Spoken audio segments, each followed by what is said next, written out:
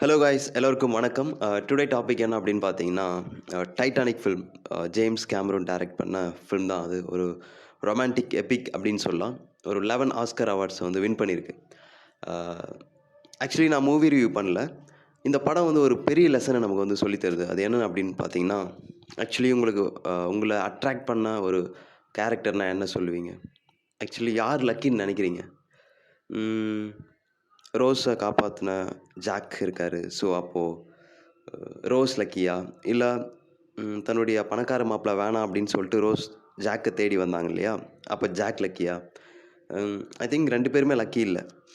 ம் தன்னுடைய அந்த ம் ஷிப்புக்காக அந்த டைட்டானிக் ஷிப்ல ட்ராவல் பண்றதுக்காக வச்சிருந்த டிக்கெட்ட பெட் கட்டி லாஸ் பண்ணாரு இல்லையா? அந்த ஸ்ட்ரேஞ்சர் ஜாக்கி கிட்ட லாஸ் பண்ணாரு இல்லையா? ஸோ, அவரு தான் லக்கி அப்படின்னு நான் சொல்லுவேன்.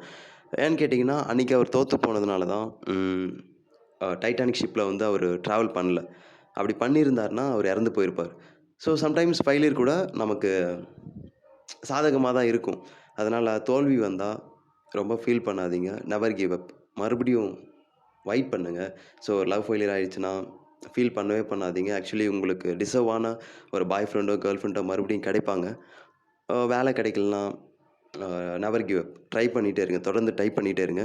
ஸோ, அதான் சொல்ல விரும்புறேன். ஆக்சுவலி இந்த சேனல்ல இது ஃபர்ஸ்ட் வீடியோ. ம் journey with Marudhu. So, support பண்ணுங்க, சப்ஸ்கிரைப் பண்ணுங்க, அண்ட் லைக்ஸ் அப்புறம் ஷேர் பண்ணுங்க. Thank you so much.